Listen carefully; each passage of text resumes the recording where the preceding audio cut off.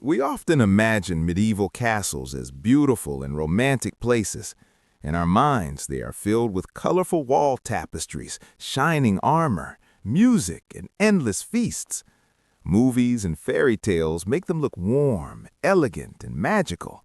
But that picture is far from the truth. If you suddenly woke up inside a real medieval castle in the year 1250 AD, the question would not be how amazing it looks. The real question would be, could you survive even one full day? Forget everything you think you know. There is no electricity, no plumbing, and no central heating. Danger hides everywhere. Before the sun even rises, the castle is already awake, and it is brutally cold. Inside the stone walls, the temperature is only slightly warmer than outside. There is no glass in the windows. Instead, there are rough wooden shutters that shake and rattle in the sharp English wind. Every gust pushes icy air straight into the rooms. Then comes the smell. The air is heavy and unpleasant. It is filled with the stink of wet wool clothing, animal waste from the stables, and old smoke that is soaked into the stone walls over many decades. The smell never fully leaves. This place is not a palace. It is more like a giant stone machine, slowly waking up and preparing itself just to survive another day. The day does not begin with the lord or the noble family. It begins with the servants, an invisible army of workers who keep the castle alive. While the nobles sleep under thick piles of animal furs, the central courtyard turns into a loud, chaotic workplace. The noise is overwhelming. Blacksmiths hammer hot iron to make horseshoes and tools. Carpenters repair broken carts and wooden structures. Stable hands rush back and forth, grooming and feeding dozens of war horses, each one powerful, dangerous, and expensive to maintain.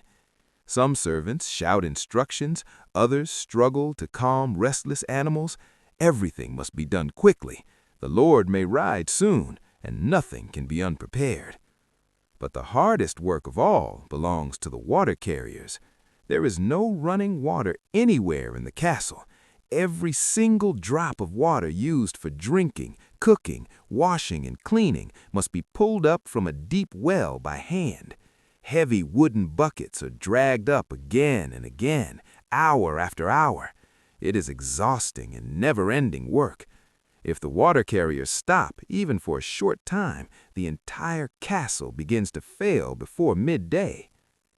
At the center of this stone machine is the kitchen. If you look at the design of most castles, you will notice something strange. The kitchen is often built as a separate building, connected to the main castle by only a narrow stone walkway. This was done on purpose. Fire was one of the greatest threats to a medieval castle. If the kitchen caught fire, they wanted the rest of the fortress to survive. Inside the kitchen, the scene is intense and brutal.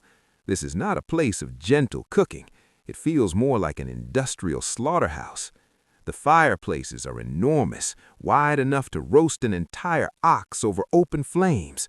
The heat is unbearable. Sweat pours from the cooks' faces, even while the rest of the castle remains freezing cold. The cooks are not preparing fancy or delicate meals. They are feeding an army.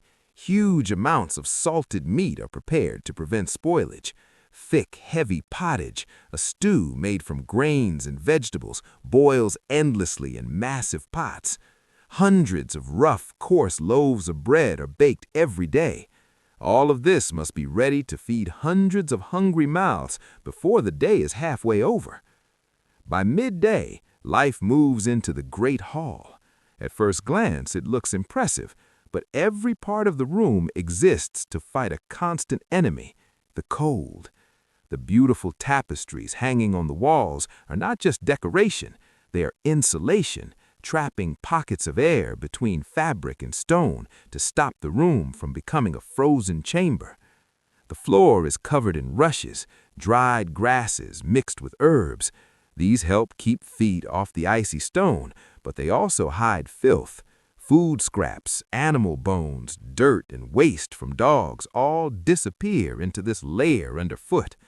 The room is dimly lit. Narrow slit windows allow very little sunlight inside. Candles and torches provide weak light, filling the air with the smell of beeswax, burning animal fat, and thick smoke from the central hearth that hangs just above your head. Darkness is always close. One blown-out candle can change everything. Yet there is one part of castle life that even imagination often avoids: sanitation. Medieval toilets, called guard-robes, were simple stone seats built into the outer wall of the castle. Waste dropped straight down a long vertical shaft into a moat or cesspit below. Over time, this created dark, ugly stains running down the castle walls, stains that never truly disappeared. And here is the strangest and most uncomfortable truth of all. The nobles often hung their most expensive clothing inside the toilet shafts. This sounds disgusting, but there was a reason. The strong ammonia fumes rising from the urine were powerful enough to kill fleas, lice, and moths hiding in the fabric. In a world without modern cleaning, even filth had a purpose.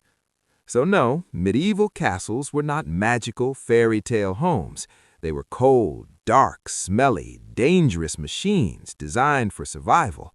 Living there was not about comfort, it was about endurance. And if you truly woke up in one in 1250 AD, surviving a single day would already be a victory. In a medieval castle, hygiene is not normal life, it is a luxury. Taking a hot bath is incredibly difficult. First, someone must carry nearly 40 heavy buckets of water from the well. Then that water has to be heated over an open fire, one pot at a time. It takes hours of hard labor just to prepare a single bath. Because of this, most people simply don't bother. Cold water washing, if any washing at all, is the norm. Dirt, sweat, and parasites are part of daily life. As you walk through the stone corridors, you begin to feel something unsettling. The castle feels unfriendly, even aggressive. This is not an accident. The castle is not designed to welcome people. It is designed to kill intruders.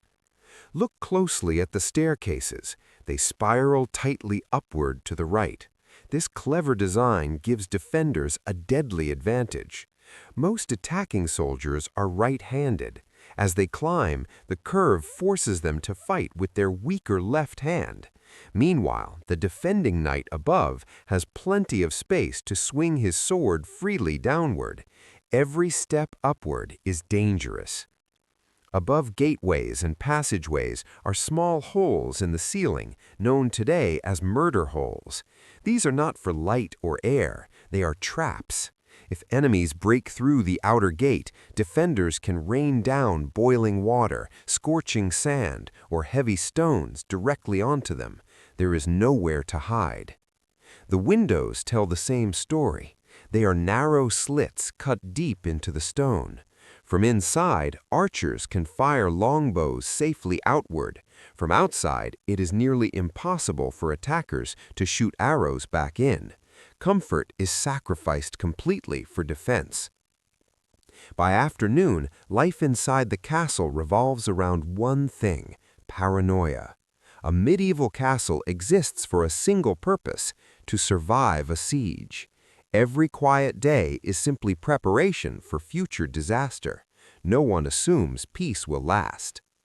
Inside the armory, Fletchers work non-stop. Their job is to make arrows, thousands of them. Quivers are refilled, bundles are stacked, and stockpiles are checked again and again. Running out of arrows during a siege could mean death. Deep below ground, storage cellars are packed tightly with food. Salted meat hangs from beams, dried grains fill barrels, pickled fish sit sealed in containers. There is enough food stored to last 6 months or more if the gates are locked today. Hunger is one of the greatest weapons in war, and the castle prepares for it constantly. On the battlements, guards stand watch. They are not admiring the view. Their eyes scan the horizon, searching for movement, smoke, or clouds of dust. Dust often means marching soldiers. In the medieval world, peace is never permanent. It is only a pause between wars. As the sun sets, curfew begins, literally meaning cover the fire. Open flames are dangerous. To prevent the castle from burning down while everyone sleeps, every fire is dampened and covered with heavy metal lids. One careless spark could destroy everything. The massive iron portcullis gate slowly grinds shut. Chains rattle. The drawbridge is winched upward, cutting off all connection to the outside world. The castle becomes an island of stone, surrounded by darkness. Inside, the great hall grows quiet. The last candles flicker and die. Shadows stretch across the rush-covered floor. Behind walls 10 feet thick, made of solid granite, the castle finally sleeps, cold, silent, and tense.